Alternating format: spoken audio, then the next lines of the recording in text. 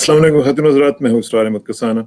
आज हमारा regular programme जो स्पॉटलाइट ऑन इंडिया हुआ करता है और एयर मार्शल कपिल काक साहब के साथ उसकी आज एपिसोड है। और बड़ी इंपॉर्टेंट एपिसोड इसलिए है कि इसमें हमने आज डिस्कस करना है प्राइम मिनिस्टर मोदी का जो विजिट हुआ है बांग्लादेश का। और आपको पता है बड़ा हाई प्रोफाइल विजिट था, उसमें उन्होंने स्पीच वगैरह भी की और मुख्तलिफ जो सेरेमनीज हैं उनको अटेंड किया। हसीना वाजिद साहिबा के साथ उन्होंने मिल के मुख्तलिफ जो हैं वो जो फंक्शंस हुए उनमें उन्होंने मुश्तरका तौर पर उसमें शिरकत की। और साथ साथ आज हमने बात करनी है पाकिस्तान और इंडिया की जो थॉ हो रही है, रेप्रोशमा जिसको आप कह रहे हैं या जितौं कह रहे हैं, वो कहाँ तक पहुंची है और ये किस तरीके से आगे बढ़ेगी। लेकिन उससे पहले ये मैं आपको बता दूं कि जो मामला चले हैं बांग्लादेश में, वो बड़े ही इम्पोर्टेंट इसलिए भी हैं कि उनको हम बड़े क्लोजली वॉच कर रहे थे।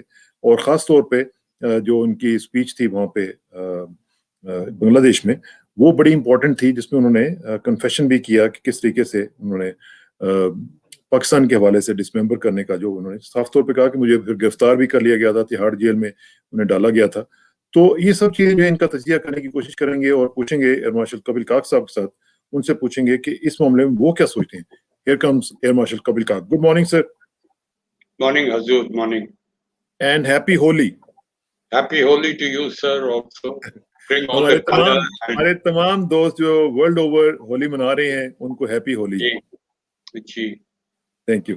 अच्छा इमाम साहब, टू स्टार्ट विद, ये जो दौरा हुआ है प्राइम मिनिस्टर मोदी का बांग्लादेश का, इसकी टाइमिंग के हवाले से भी जरा बताइएगा कि क्योंकि जाहिर है कि गोल्डन जुबली की सेलिब्रेशंस हो रही हैं वहाँ पे और प्राइम मिनिस्टर का कोविड में जाना वहाँ पे, ये पहला ट्रिप है उनका जो कि कोविड में वो बाहर गए हैं।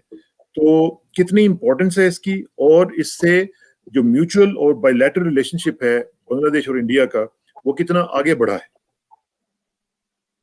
नहीं, इशरार साहब, आपने बहुत अहम मुद्दा उठाया है कि अगर कोई पड़ोसी मुल्क जनूबी एशिया में है जहां भारत के कौमी मफाद मिलते हैं सिंगल पॉइंट में, वो मुल्क है बांग्लादेश, कोई शक नहीं। क्योंकि एक तो जब हम एक्ट ईस्ट की बात करते हैं, हिंदुस्तान की एक हिकमत अमली है, अगर हम देखें एक तरीके की पायदारी और प्रोग्रेस, मतलब तरक्की हमारी मशरकी हिंदुस्तान में ही नहीं बल्कि शुमाली मशरकी जो हमारी रियासतें हैं उनके साथ, मतलब थ्रू बांग्लादेश एक तरीके से मेलजोल हो सकता है।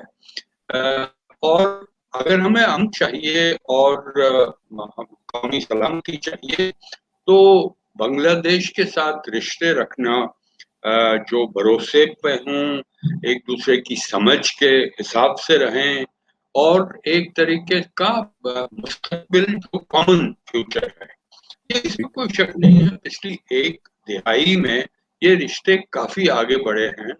जो आपने कहा है कि ये अहमियत इसलिए है कि पहला हमारे वजीर आजम का कोविड के बाद पहला दौरा है बाहर का, और वो भी उस वक्त जब के शेख मुजीबुर रहमान जो फाउंडर हैं बांग्लादेश के, उनकी 100वीं सालगिरह मनाई जा रही है। एस्टेब्लिशमेंट ऑफ जो हमारी डिप्लोमेटिक रिलेशंस हैं 50 साल उसके होते हैं, 50 साल बांग्लादेश बनने के होते हैं। तो ये जो तीनों जो हैं ये एक तरीके से एक सिंगल पॉइंट बन गया है कि ये सेलिब्रेट करना है। हाँ, इस पे कोई शक नहीं है कि बांग्लादेश ने भी जो रास्ता निभाया है, ये आपके नाजरीन के लिए बहुत ही एक अहम बात ये है कि उन्होंने ये एक रहनुमा है हमारे जनूबी एशिया में जो स्ट्रेटेजिकली सोचते हैं, मतलब हिकमत अमली दूर अंदाजी से अपनी पॉलिसियां बनाते हैं और जिस पे भारत की तरफ से भी काफी रेजोनेंस मिला है, इसमें कोई शक नहीं है। कंटिन्यूटी भी रही है। आप जानते हैं मनमोहन सिंह साहब ने, उसके बाद मोदी साहब ने, बीच में कुछ मुश्किलें आई थी। जो लैंड बाउंड्री एग्रीमेंट है, इतना पेचीदा, इतना सेंसिटिव इशू था, इसको हल किया। दूसरा जो मैरीटाइम बाउंड्री का था, वो तो इट वेंट टू बैनुल-अक़वामी ट्राइब्यूनल ने उसका फैसला किया, और जो ट्राइब्यूनल ने फैसला किया, दोनों मुल्कों ने कहा कि हमें बिल्कुल इस पे कोई किसी तरह की रिजर्वेशन नहीं है।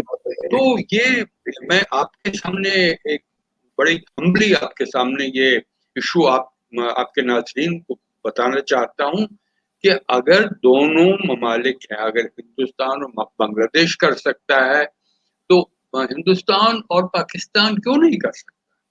जो बाकी मुल्क हैं जनूबी एशिया में, ये स्ट्रेटेजिक इकोनॉमिक इंटीग्रेटेड एक इलाका है और इसको हमने रोक रखा है क्योंकि अब अलग-अलग ख्यालात हैं। खैर इस पे बात की जाएगी। ये पहला मोदी का पहला विजिट है, जैसे मैंने कहा है। जाने से पहले बयान एक दिन पहले किया गया कि सबसे आला दर्जे का शोहरत पैदा करने का जो एक अमन का एक इनाम है वो मुजीबुर रहमान को दिया गया है। जो हमारे रूल्स हैं उनको वेव किया गया है कि ये एक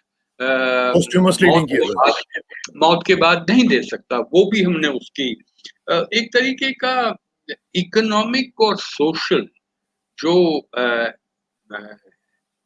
अचीवमेंट्स हैं बांग्लादेश की, सारे जनूबी एशिया, सारी डेवलपिंग जो दुनिया है उसको फख्र होना चाहिए, इंस्पिरेशन होनी चाहिए कि क्या ये मुल्क क्या कर सकता है। वक्त नहीं है मगर एक आंकड़ा देना चाहता हूँ। जो पर कैपिटा जीडीपी है बांग्लादेश का 16 गुना बढ़ गया है 72 से 16 गुना। ये तो हिंदुस्तान का भी नहीं बढ़ा है। हिंदुस्तान से भी आगे बढ़ गया। कुछ इंडिकेटर्स हैं हिंदुस्तान से बहुत आगे हैं। इम्यूनाइजेशन देखें, फर्टिलिटी देखें, जो हंगर मैनेजमेंट है, भूख को मैनेज करने का, तो ये क्या करते हैं? ये तो हमें देखना है, उसकी एक तरीके की जांच करनी चाहिए। एक और जो है वो बात ये है कि कनेक्टिविटी जो है, वो कनेक्टिविटी इसीलिए जो मोदी साहब गए हैं एक तरीके के दाद देने के लिए, मुल्क को रिस्पेक्ट करना है बांग्लादेश को कि अगर आप ऐसा कर सकते हैं बाकी लोग भी कर सकते हैं, हिंदुस्तान भी कर सकता है। उन्होंने क्या कहा? जो कोई भी मवाशी मसाइल हैं उनको डीपॉलिटिसाइज किया, मतलब उसमें सियासत में कोई दखल अंदाजी लाने नहीं दी। उससे क्या हुआ कि ग्रोथ रेट बढ़े, इकोनॉमिक पैरामीटर्स इंप्रूव हुए, एक दूसरे की समझ बढ़ गई है और जो भी सियासी मुद्दे हैं उनको इंसुलेट किया गया है। आपके नजरीन जानते हैं एक बहुत ही बड़ा इरिटेंट जो भारत और बांग्लादेश के रिश्तों में है वो तीस्ता का है, मगर शेख हसीना भी जानती है, वो भी बंगाली है, हमारी भी ममता बंगाली है, वो जानती है इसमें।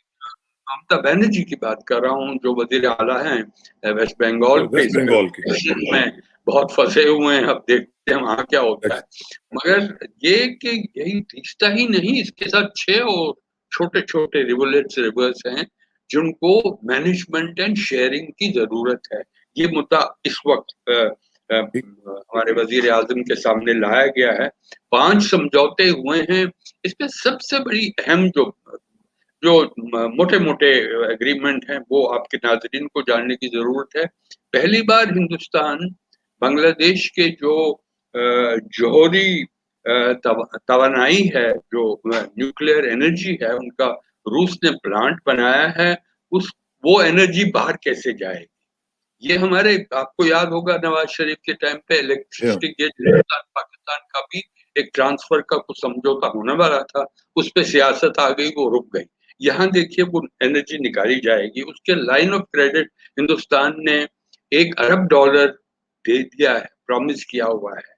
ये एक है। दूसरा, कॉम्प्रिहेंसिव इकोनॉमिक पार्टनरशिप एग्रीमेंट, मतलब यही इतनी हमने एक दिहाई में इतनी हमारी कामयाबी रही है, तो क्या इस कामयाबी को और तरीके से भागा दौड़ा जा सकता है?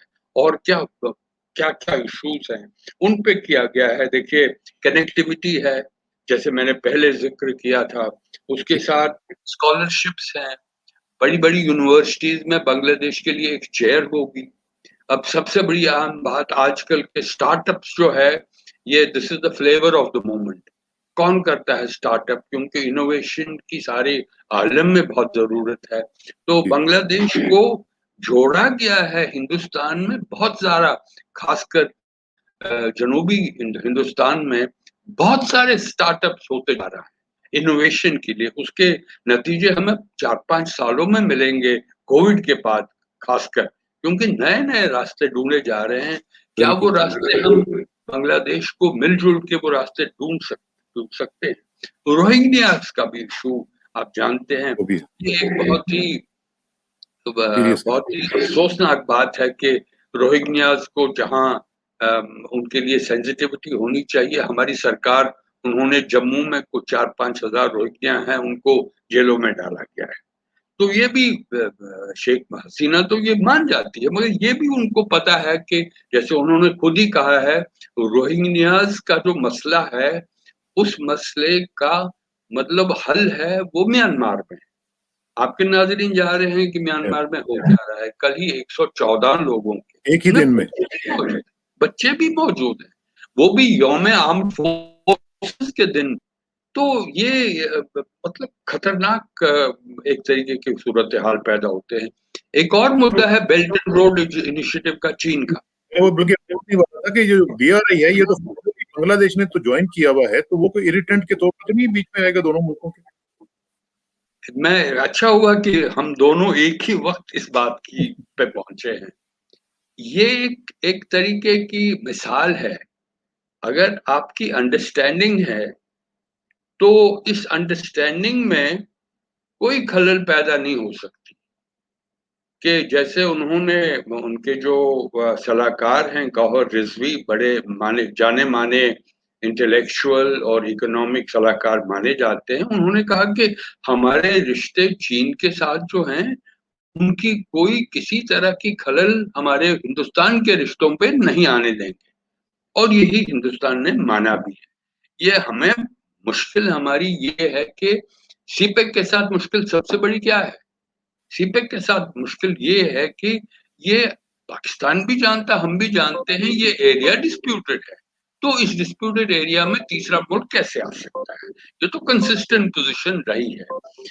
इसके साथ एक और जो बात है कि वो भी दर्दनाक और एक तरीके की खौफनाक बात ये है कि जो दाखिली तदबीरें हैं, एक तरीके से दाखिली कॉन्टेस्टेशन है बांग्लादेश में, हम उसको डिसरिगार्ड नहीं कर सकते। आप जानते हैं हिफाजत इस्लाम के जो एक तरीके की रैलीज निकली थी वहां पे, 5-6 लोग मारे गए। आउटफिट है, 10 लोगों की मौत हुई है। तो काफी हजारों में के लोग बाहर आए हैं, ये अपोज टू द एग्रीमेंट और विजिट ऑफ मोदी साहब। और ये भी कहा गया है कि यही वजीर आजम हिंदुस्तान के, जिन्होंने इस इंस्टिगेट किया था, वो इस वक्त वजीर आला थे 2002 में गुजरात में, जब जब कहा गया है कि मुस्लिम कम से पॉग्रम कम हुआ। 1000 मुसलमानों का कत्लेआम हुआ था। तो ये मगर इसको भी, ये भी इशू एक इरिटेंट बना, एक तरीके से डिसरिगार्ड किया गया कि जो कॉमन एरियाज हैं वो बढ़ते जाएंगे, हर मुल्क में ऑपोजिशन होगी, मुखालिफत होगी, होगी उसमें होगी फोर्सेस होंगे जो अपोज करेंगे जो भी आप करना ठीक चाहते हैं। ठीक मगर ठीक। अगर आप देखें कि छोटे छोटे मतलब एक राग बनाई गई, म्यूजिक की राग बनाई गई, राग मैत्री, वो हिंदुस्तान के वेस्ट बंगाल के एक सिंगर अजय चक्रवर्ती है, उन्होंने मुजीबुर रहमान के दिन पे गाया है, मतुआ में गए मोदी साहब। ये इस पे मैं उनके साथ सहमत नहीं हूँ। मतुआ एक एरिया है जहाँ के लोग हिंदू कॉमन हैं हिंदू वेस्ट वेस्ट बंगाल बंगाल। के साथ, वहां पे इंतखाबात हो रहे हैं, और बड़ी बड़ी इंपॉर्टेंट ट्राइबल कम्युनिटी है। तो क्या आप एक्सटर्नल, इन्होंने ऑपोजिशन, हमारी ऑपोजिशन पार्टीज ने ये मुद्दा भी उठाया है, क्या आप अपने जो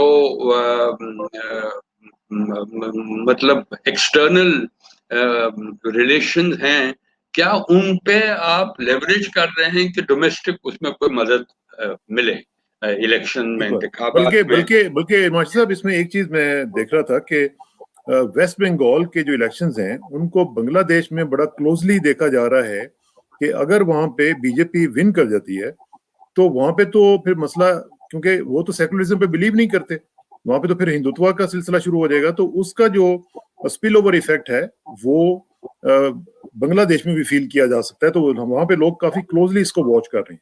do you agree with it?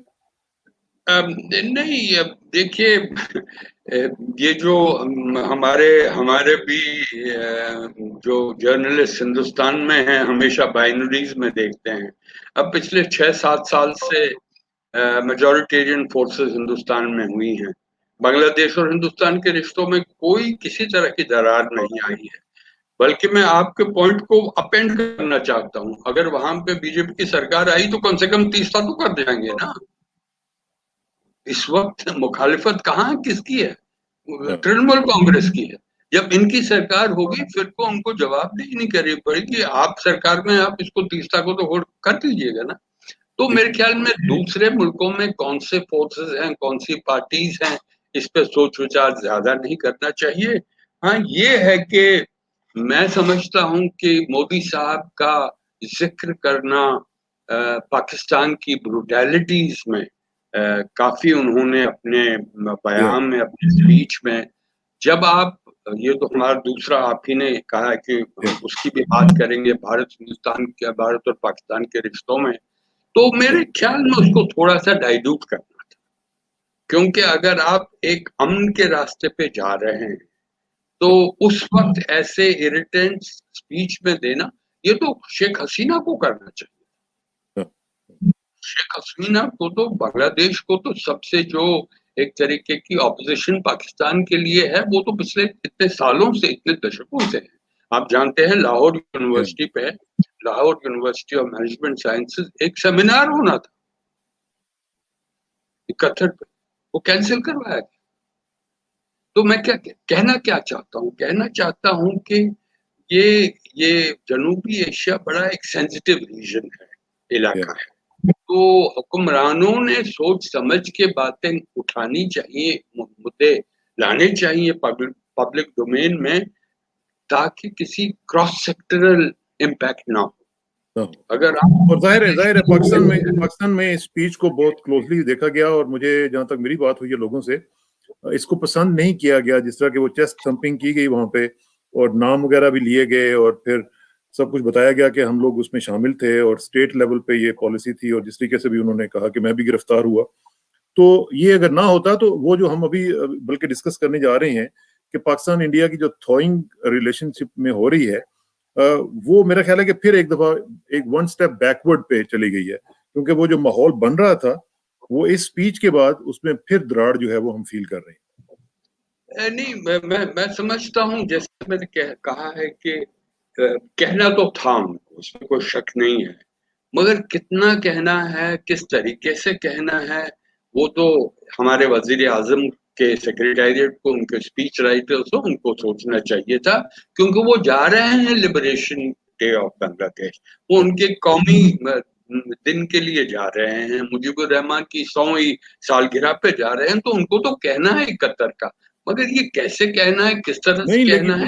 लेकिन साहब देखें, कहना और बात है, और यहाँ पे जाके एडमिट करना कि स्टेट लेवल पे हमने ये किया, ये तो इंटरनेशनल लॉज की भी खिलाफ वर्जी है, ये अखलाकियात की भी खिलाफ वर्जी है, और ये जो अभी प्रोसेस चल रहा है ये उसके भी अगेंस्ट जाता है कि दोनों ममालिक, अभी देखें ना, उन्होंने पाकिस्तान डे के ऊपर लेटर भेजा, उससे पहले इमरान खान साहब का हाल चाल पूछा, तो उस दूसरी तरफ जाके वो ये इस तरह की बात कर रहे हैं, तो ये डायकॉटमी नहीं है?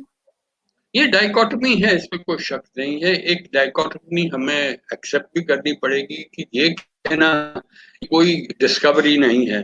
हिंदुस्तान की फोर्स में 71 की जंग में मैंने हिस्सा लिया है, दोनों इलाकाओं में, जैसे मगरबी पाकिस्तान और उस वक्त जो मशरकी पाकिस्तान था, दोनों इलाकों में बमबारी की है। मगर अब मैं सबसे पिछले 20 साल से मैंने अपनी जिंदगी एक तरीके से पीस बिल्डिंग के लिए रखी है, हिंदुस्तान और पाकिस्तान के लिए। तो ये डाइकोटमी होती रहती है। मगर अगर हम, मेरे ख्याल में इंडिया पाकिस्तान के रिलेशन में आगे, मैं वही चाह रहा हूँ कि उसका जरा थोड़ा सा बताएं कि अब पाकिस्तान इंडिया का जो how do you see going it forward? ये अच्छा हुआ कि आपने ये सब्जेक्ट चूज किया है, क्योंकि ये एक मौका है हिंदुस्तान और पाकिस्तान के रिश्ते आगे बढ़ने का, मगर आहिस्ता आहिस्ता। जल्दबाजी होगी तो आपको बैकस्लाइडिंग हो जाएगी। ये हमें देखा अभी भी अभी है। अभी आपको फील हो रहा है कि थोड़ा सा जल्दी कर रही हैं दोनों तरफ से कोई ना कोई जल्दी आपको फील हो रही है कि ये जरा थोड़ा सा अननेचुरल सा लग रहा है? नहीं, ये अननेचुरल नहीं था। मैंने आपके प्रोग्राम में कम से कम 4-5 बार कहा है कि ये रिश्ते आगे बढ़ेंगे। उम्मीद भी जाहिर की थी। ये भी मैं जानता था कि कुछ हो रहा है बैक चैनल्स में, क्योंकि 5 साल हुए हैं। हमने देखा भी है कि इतना बड़ा गैप नहीं रहा है कि रिश्तों में दरार इतनी लंबी हो, इतनी लंबी दूर पीरियड में हो। तो जैसे पहले तो सबसे बड़ी बात जो है हमें इकरार करना है कि सीज फायर होल्ड हुआ है। 35वां 36वां दिन है, एक भी गोली वो तो नहीं बल्कि आर्मी चली। चीफ निरावने साहब ने भी कह दिया ना कि उन्होंने भी एडमिट किया। जी। दूसरा, 3 दिन पहले ब्रिगेड कमांडर्स की लेवल पे टॉक्स उनकी हुए भी हैं, मीटिंग। फ्लैग मीटिंग हुई है कि जो भी अभी तक हमने अचीव किया है इसको बरकरार रखना है, क्योंकि ये डीजीएमओ की बात ही नहीं थी। ये बात हमारी इंडोर्स की गई थी सियासी हुक्मरानों ने दोनों साइड पे, और खासकर जो हम अहमियत रखते हैं वो पाकिस्तान की आर्मी के चीफ कमर बाजवा साहब। तो मैं बाजवा साहब की जिक्र कर रहा हूँ कि जो उन्होंने इस्लामाबाद डायलॉग में बात की थी कि हमें जो जो तारीख पुराना द पास्ट। जमाना है उसको आप दफना दीजिएगा, हाँ। और हम एक अगला अगला रास्ता आगे रास्ता ढूंढ सकते हैं। और हमारी तरफ से हमारी स्ट्रेटेजिक कम्युनिटी ने जो कमेंटेरिएट है अखबारों में, मीडिया डोमेन में कहा है कि हाँ, भरोसा कीजिए मगर वेरीफाई कीजिए, क्योंकि हम जब भी आगे बढ़े हैं पाकिस्तान के साथ कुछ न कुछ हुआ है। रिलेशंस तो हमेशा एक्सीडेंट प्रोन हुई हैं, आपको दोहराने की हाँ। बात नहीं है। ठीक। मोदी साहब गए वहां पे, जश्न मनाया नवाज शरीफ के बर्थडे पे, उनकी सालगिरह पे, उनकी ग्रैंड डॉटर की वेडिंग के, और वहां आते ही 1 हफ्ता भी नहीं हुआ पठानकोट हुआ। तो ये मैं किसी को ब्लेम वर्दी नहीं कहना चाहता हूँ। मतलब इस वक्त जो है पाकिस्तान के लिए, ये नाजरीन के लिए सबसे बड़ी अहम बात उठाना चाहता हूँ कि दोनों ममालिक के लिए इस वक्त सूरत हाल ऐसी है, कोई चारा ही नहीं है कि वो एक दूसरे का हाथ बढ़ाए। इस पे पब्लिक ओपिनियन बहुत जरूरी है, खासकर आप जैसे बड़े सीनियर मीडिया पर्सनैलिटीज जो हैं कि इसको सपोर्ट कीजिए, क्योंकि मैंने अपने कुछ मीडिया दोस्तों को पाकिस्तान में सुना है कि वो अपोज कर रहे हैं, हम क्यों इस पीस के दौर पर जा रहे हैं। मेरे ख्याल में वो अप्रोप्रिएट नहीं है, वो उचित नहीं है, जैसे हिंदी में उसकी कहते उसकी हैं। उसकी उसकी एक वजह है, मास्टर साहब। उसकी वजह ये है कि देखिए, इमरान खान साहब ने, फॉरेन मिनिस्टर शाह महमूद कुरैशी साहब ने, आर्मी चीफ जनरल बाजवा साहब ने, तीनों ने ये ऑलिव ब्रांच ऑफर की, और इंडिया की तरफ से एज सच किसी भी हाईएस्ट लेवल के किसी भी ऑफिशियल का कोई स्टेटमेंट नहीं आया, और किसी ने भी इसको इनकरेज नहीं किया। ऑलिव ब्रांच जो ऑफर हुई है, वो पकड़ने वाला भी तो कोई हो ना।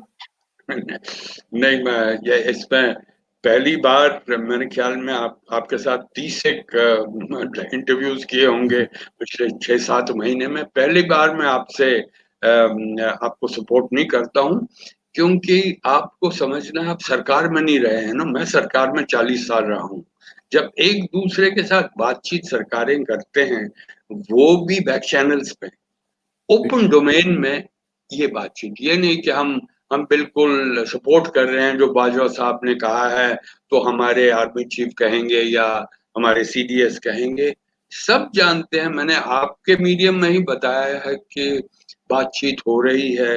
ये भी कहा जाता है कि शायद बाजवा साहब और हमारे सीडीएस की इनडायरेक्टली बातचीत होती जा रही है।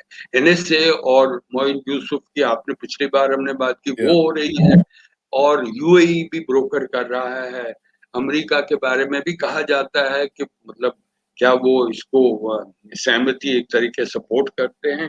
सब के सब लगे हुए हैं इसमें, क्योंकि सबके लिए हिंदुस्तान और पाकिस्तान के रिश्ते नॉर्मलाइज करने की बहुत ही जरूरत है, क्योंकि दोनों न्यूक्लियर आर्म्ड मुल्क हैं, ममालिक हैं, कभी भी एस्केलेशन हो सकती है किसी हादसे की, और फिर उस एस्केलेशन को काबू में पाना बहुत ही मुश्किल है। तो अब आपके सामने मैं कहना चाहता हूँ कि मैं आज इतना ऑप्टिमिस्टिक क्यों हूँ जब आपने ये सवाल उठाया है। पहले है कि देखिए, जिसे अंग्रेजी में कहते हैं, कोई रेटरिक नहीं है जो कुछ भी बयान दोनों मुल्कों में आ रहे हैं। दूसरी, आप ही ने उठाया है कि वजीर आजम इमरान खान के लिए खुशहाली के लिए उनके लिए एक पैगाम भेजा दिया है।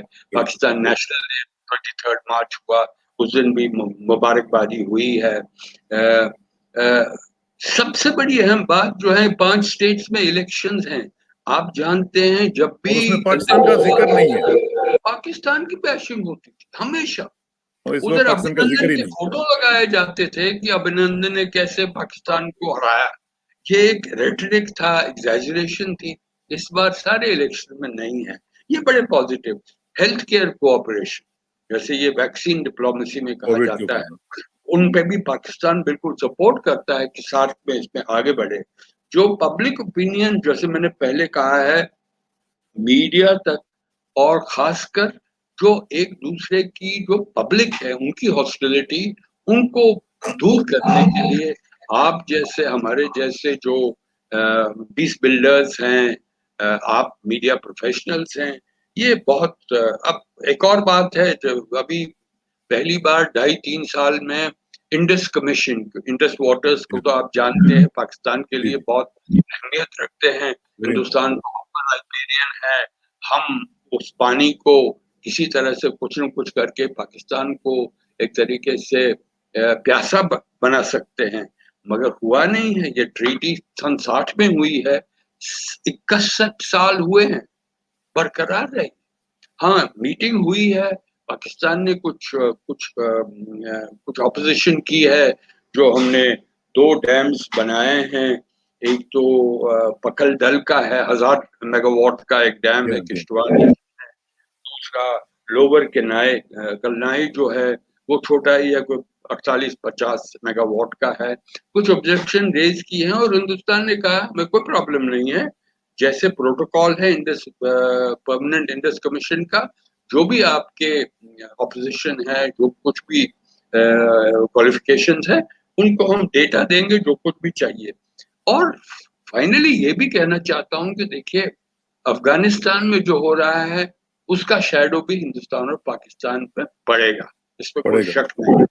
मगर वहां भी अब देखिए, रूस ने जो मीटिंग अभी करवाई है उसमें हिंदुस्तान को जोड़ा नहीं गया, और कहा जाता है कि इसकी ऑपोजिशन जो है वो चीन और पाकिस्तान की थी। मगर दिलचस्प बात यह है कि अगली मीटिंग जो अगले महीने टर्की में होगी, उस पे हिंदुस्तान और पाकिस्तान भी है, और बाकी जो ट्रॉइका है। अच्छा, एक और चीज जो है मास्टर साहब, वो 30th को जो पॉसिबिलिटी है मीटिंग बिटवीन 2 फॉरेन मिनिस्टर्स, उसके बारे में आप क्या कहेंगे? दुशंबे में मैं अभी वो बात करने जा रहा था कि दुशंबे में 30 मार्च को, मतलब कल मीटिंग होने वाली है। तो ये तो हार्ट ऑफ एशिया कॉन्फ्रेंस है, इस पर फॉरेन मिनिस्टर्स मिल लेते हैं। ये अफगानिस्तान के बारे में खासकर बहुत अहमियत रखते हैं। तो इस पे कैसे बात होगी, क्या वो जैसे डिप्लोमेसी में कहा जाता है पुल असाइड मीटिंग, मतलब वो बात हो रही है तो वो थोड़ा, जी हाँ।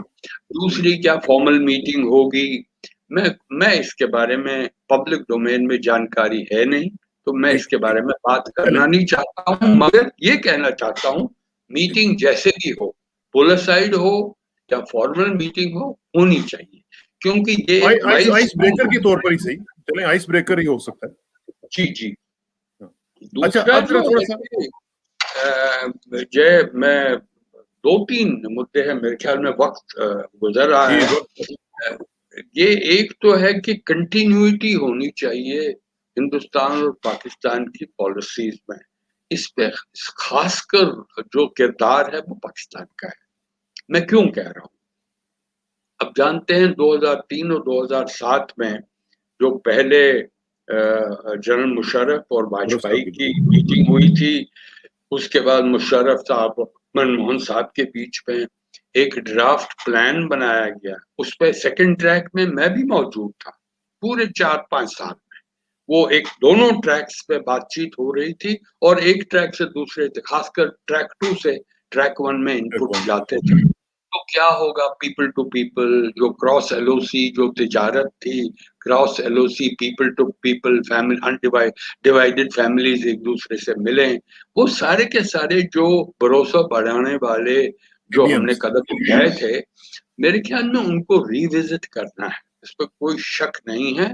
क्योंकि अगर आप पहले सीज फायर करते हैं, उसके बाद कहा जाता है कि तिजारत की बात हो, ये तिजारत तो सबसे बड़ी अहमियत रखता है। क्यों कह रहा हूं? क्योंकि ये जम्मू कश्मीर स्पेसिफिक भरोसा बढ़ाने वाली बात होगी। ये जम्मू कश्मीर की जो सूरत हाल में, उस पर काफी पॉजिटिव इम्पैक्ट होगा। तीसरी बात जो है कि जो कुछ भी ये सीबीएम के स्पेसिफिक सीबीएम्स हैं, अभी तक जो पहुंचे हैं सैचुरेशन लेवल पे, इसको आप एक दूसरा एक पहलू अपनाइए। एक स्पेसिफिक एग्जांपल दे रहा हूं कि कम से कम 15 लाख पंजाबी हैं पाकिस्तानी पंजाब में, जिनके रिश्ते जम्मू के इलाके में बिल्कुल है। वैसे ही जम्मू में भी है, जो हमारे भाई जम्मू में हैं उनकी फैमिलीज पंजाब में है, पाकिस्तानी पंजाब, सियालकोट उस एरिया में, रावलपिंडी वगैरह। तो आप आना जाना शुरू होना चाहिए। सुचेतकोट और सियालकोट, वहां पे तो ट्रेन होती थी। हाँ। जब इंडिपेंडेंस से पहले ट्रेन सर्विस होती थी। तो मतलब इनोवेटिव कुछ सोच लीजिएगा। हाँ, सिक्योरिटी वाले कहते हैं कि अगर आप मजहबी तरीके पिलग्रिमेजेस के लिए इजाजत देंगे दोनों साइडों को, तो वो पाकिस्तानी आप जानते हैं वो टेररिस्ट भेजते हैं, ऐसे ही बकवास की जाती है। मगर आप अगर आप इस पे एक तरीके की सिक्योरिटी को बरकरार करना चाहते हैं तो ग्रुप टूरिज्म करिए। मैंने पहली बात भी आपसे बात की है कि अगर 60 लोगों का या 100 लोगों का एक ग्रुप पाकिस्तान से आए और वो गरीब नवाज के बाद अजमेर शरीफ जाना चाहते हैं, तो सारे के सारे अजमेर शरीफ जाए और वापस चले जाएं। हमारे लोग कटराज टेम्पल में जाना चाहते हैं, कटराज जाइए, वापस भी आइए। जैसे हमने अभी हमारे सिख भाइयों के लिए गुरुद्वारा के लिए वहां करतारपुर में इंतजाम किए हैं। तो मतलब हमें बहुत वक्त है। और आखिर में, मेरे ख्याल में टाइम खत्म हो गया, आखिर में एक आपके सामने एक मुद्दा पेश करना चाहता हूं, वो ये है कि वक्त नहीं है। 2 साल का आपका एक विंडो है, पहले इस विंडो को खोल लीजिए। मगर यही 2 साल में आप खोल सकते हैं, कितना खोलेंगे वो दोनों ममालिक के रहनुमा वो फैसला ले सकते हैं। मतलब अगर आपने 2021 में आगे नहीं बढ़े तो आपको वही होगा जैसे मैंने पहले जिक्र किया कि जब मुशर्रफ साहब गए और कयानी साहब आए, उन्होंने कहा ये 4 पॉइंट इशू क्या है, क्या आपने हल ढूंढा है, रद्द कर दिया। मैंने तो खुद ही देखा, ट्रैक 2 में हमने पाकिस्तानी भाइयों के साथ देखा कि अचानक उनका बर्ताव इस सपोर्ट पे नहीं रहा, क्योंकि वही कयानी साहब उस वक्त मुशर्रफ साहब के साथ मौजूद थे, कोर कमांडर थे। उन्होंने कहा बिल्कुल, उन्होंने कहा कि हम साथ हैं आपके। मगर जो ही मुशर्रफ हटे उन्होंने हटा दिया। तो 2 मसले हैं, एक तो आपके पास टाइम नहीं है, दूसरा अगर आप पॉलिसी कंटिन्यूटी नहीं करेंगे तो ये इंडिया पाकिस्तान के जैसे आपने एक खौफ जाहिर किया था, बैक स्लाइडिंग हो सकती है। चलें, इसके ऊपर हम चर्चा करते रहेंगे। माशी साहब, आपका बहुत बहुत शुक्रिया। और इसी ऑप्टिमिस्टिक नोट पे ही हम इसको क्लोज करेंगे प्रोग्राम को। अल्लाह करे कि दोनों तरफ सैनिटी प्रिवेल करे और दोनों तरफ जो लोग हैं वो आपस में मिलजुल सकें। यही मेरे ख्याल है सबसे बड़ा सीबीएम होगा कि हम एक दूसरे के साथ आ सकें, मिल सकें, गपशप लगा सकें और एक दूसरे को समझ सकें। सबसे बड़ी बात है कि एक दूसरे को समझा जाए और जो भी इश्यूज हैं उनको मिल बैठ के हल किया जाए। बहुत बहुत शुक्रिया, इंशाल्लाह आपसे रब्ता रहेगा जी। Thank you very much. Happy Holi once again आपके लिए भी, सारे जनूबी एशिया के लिए बहुत अच्छा त्योहार है। Thank you very much. Thank you. बहुत बहुत शुक्रिया।